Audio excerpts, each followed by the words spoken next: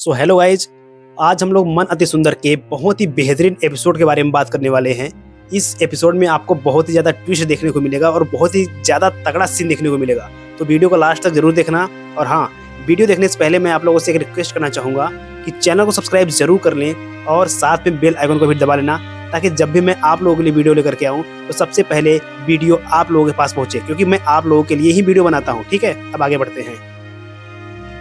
तो दिव्यम की जो माँ होती है वो नियति से बोलती है कि नियति क्या हुआ, तुम बहुत जल्दी आ गई अपने बाबा से मिलके।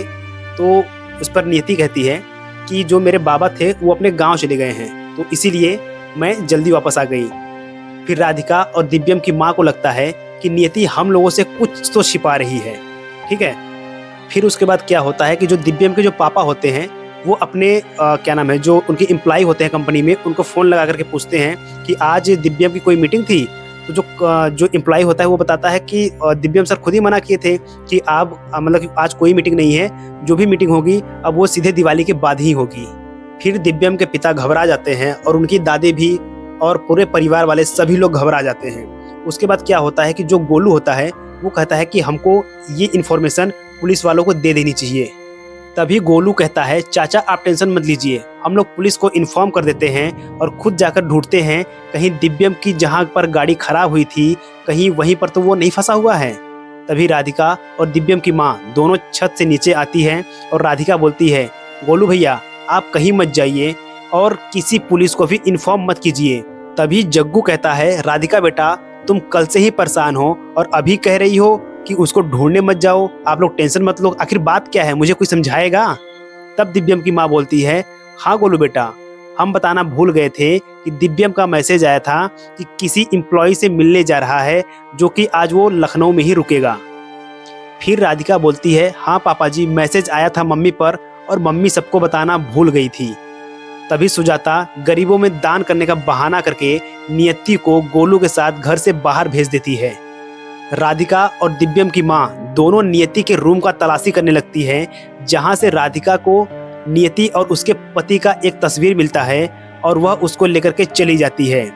तभी नियति को लगता है कि मेरे रूम में कोई है। फिर नियति नागिन का रूप लेकर के उस रूम में आ जाती है और देखती है कि वहां पर कोई नहीं है और केवल फैन चल रहा था उसका। तभी कविता का हीरे वाला हार बन करके आ जाता है और कविता हीरो का हार अपने अलमारी में रख देती है। पीछे से नियति देख रही होती है कि यह तो मेरी ही नागमणि है। फिर कविता के जाने के बाद नियति हार को अलमारी से बाहर निकाल कर देखती है, यह तो नागमणि नकली थी और बहुत हल्की लग रही थी। आखिर मेरा नागमणि कौन चुराया है समझ में नहीं आ रहा है। ये सब सारी चीजें नियति के मन में चल रही होती है। फिर नियति वहां से गुस्सा होकर प्याज काटने लगती है। तभी दिव्यम की माँ नियति से फिर से उसके बाबा का गाँव पूछती है। फिर नियति बोलती है माँ जी आप मेरे बाबा से मिलने के लिए बार बार क्यों बोल रही हैं।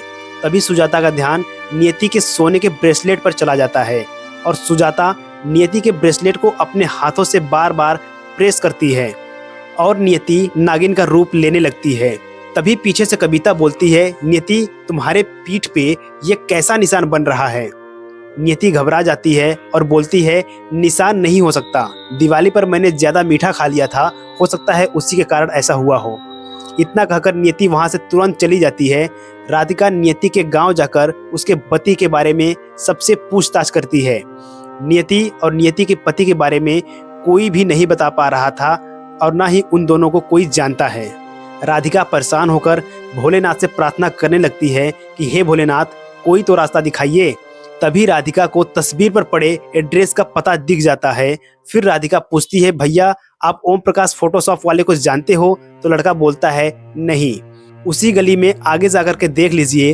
राधिका वहां जाती है तो फोटोशॉप वाले की शॉप मिल जाती है। फिर फोटो वाले से पूछताछ करने पर फोटो वाला बताता है कि ये हमारे दादाजी ने पेंटिंग बनाई है जो कि 30 साल पुरानी है। राधिका बोलती है क्या मैं आपके दादाजी से मिल सकती हूँ। तो पेंटिंग वाला बताता है कि उसके दादाजी को गुजरे हुए 30 साल हो गए हैं। राधिका बोलती है भैया ऐसा कैसे हो सकता है, जिसकी यह फोटो है, जिसकी फोटो आपके दादाजी ने बनाई है वह खुद अभी 25 से 30 साल के हैं। पेंटिंग वाला बोलता है मैडम हम सही बोल रहे हैं, ये मेरे दादाजी ही पेंटिंग बनाए हैं और इनका साइन भी वही है और यह 30 साल पुरानी है। आखिर नियति की सच्चाई क्या है, इसको जानने के लिए हमारे चैनल को सब्सक्राइब जरूर कर लीजिए। मिलते हैं हम आपसे धमाकेदार अगले एपिसोड में।